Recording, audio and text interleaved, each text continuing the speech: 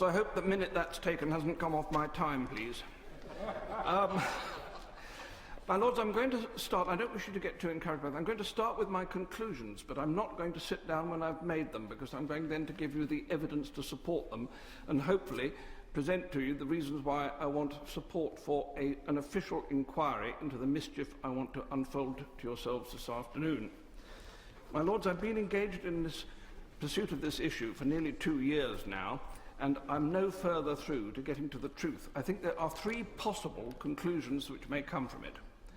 I think there may have been a massive piece of money laundering committed by a major government which ought to know better, and that it has effectively undermined the integrity of a British bank, the Royal Bank of Scotland, in doing so.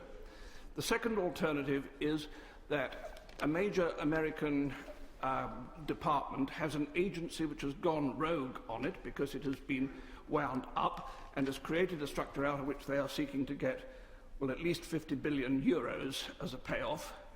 And the third possibility is that this is an extraordinary elaborate fraud which has not been carried out, but which has been prepared in order to provide a threat to one government or more if they don't pay them off. So there are 3 possibilities, and this all needs a very urgent review.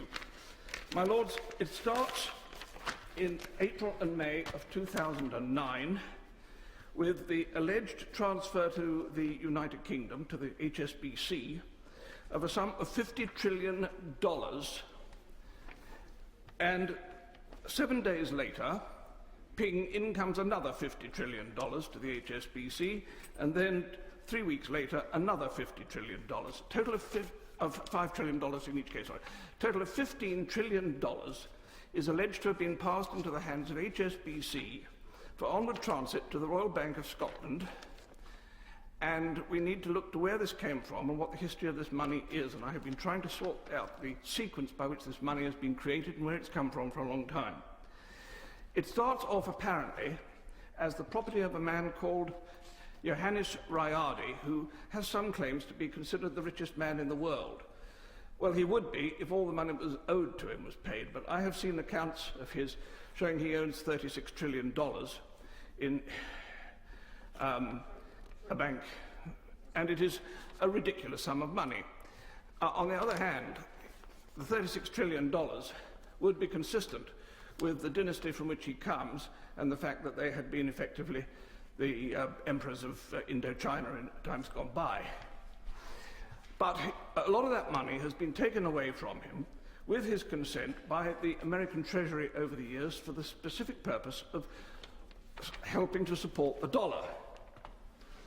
And he has sent to me a really quite remarkable document which is dated in February 2006,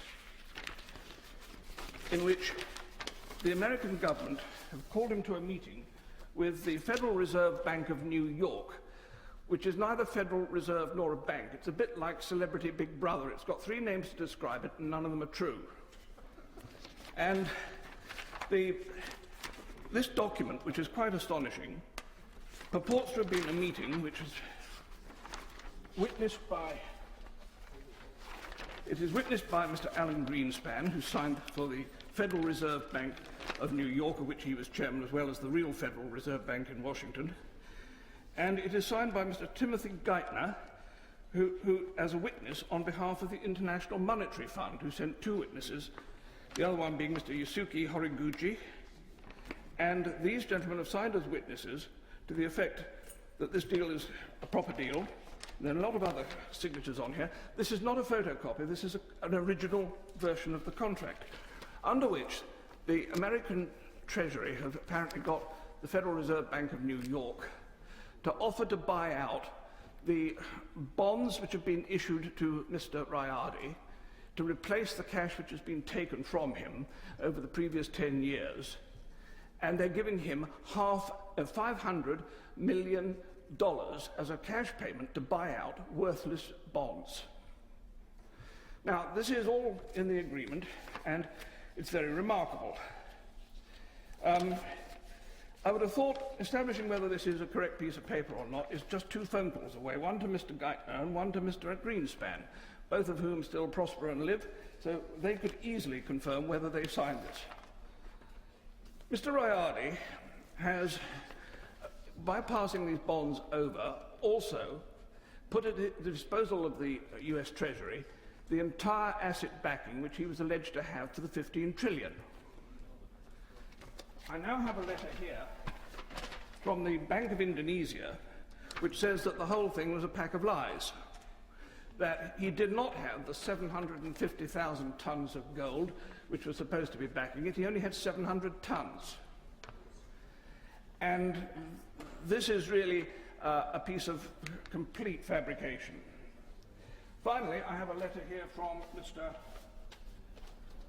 Rayardi himself, who tells me that he was put up to do this and none of it was true, and that he has been robbed of all his money. And I'm quite prepared to recognise that one of the possibilities here is that Mr. Rayardi is himself putting this together as a forgery in order to go and try and win some recovery back. But it gets more complicated than that, because each of the 5 trillion payments that came in has been acknowledged and receipted by the senior executives of HSBC, and again receipted by the executives of the Royal Bank of Scotland. And I have a set of the whole of those receipts for all of this money. Why would any bank want to sign £5 trillion worth, $5 trillion worth, 15 trillion in total, of receipts if the money didn't exist? The money was said to have come, first of all, from the Rayardi account to the Federal Reserve Bank of New York, and from the Federal Reserve Bank of New York it was passed to JP Morgan Chase in New York for onward transit to London. The means of sending it was a SWIFT note, which ought to have been registered with the Bank of England if it was genuine. So when this happened and came about, I first of all took it to my noble friend Lord Strathclyde and said, what do we do with this? He said, give it to Lord Sassoon, he's the Treasury.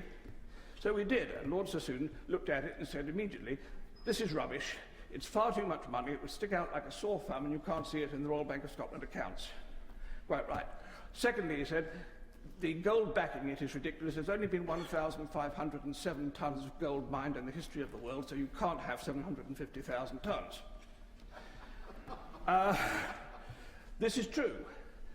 And the third thing he said obviously was, it's a scam. And I agree with him, it was a scam. The problem is we stopped looking at that point. We should have asked, what is the scam, instead of, at that time, just nodding it off.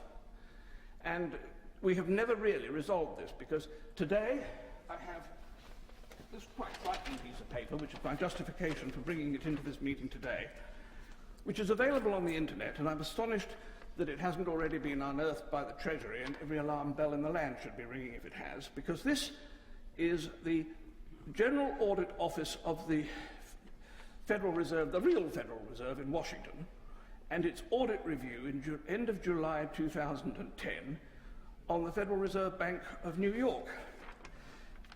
It has on it some 20 banks listed, to which $16.115 trillion are outstanding in loans. My lords, that is the sore thumb that was being looked for by Lord Sassoon. But more particularly, there are 2 other very interesting things with this. The first is that Barclays Bank have got 868 billion of loan. The Royal Bank of Scotland has got 541 billion, in which case one has to ask, as they could have earned in 3 weeks enough to pay off their entire indebtedness to the taxpayers in Britain, why they have not done so, and could we please ask them to put a cheque in the post tonight for the whole 46 billion.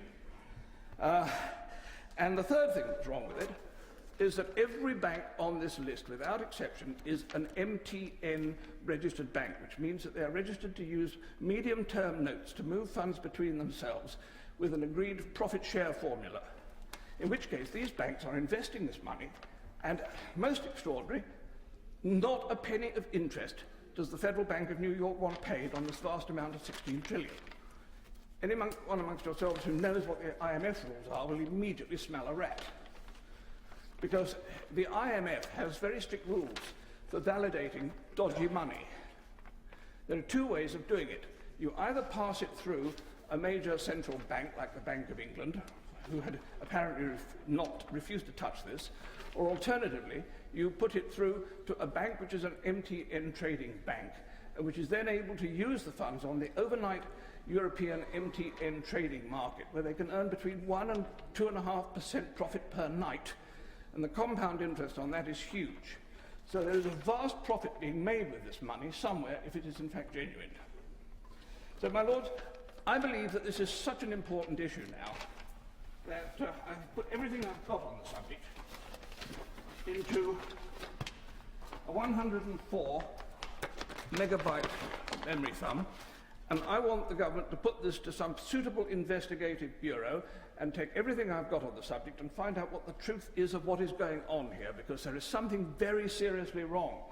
Either we have a huge amount of tax uncollected on profits made, or we have a vast amount of money festering away in the European banking system, which is not real money, in which case we need to take it back.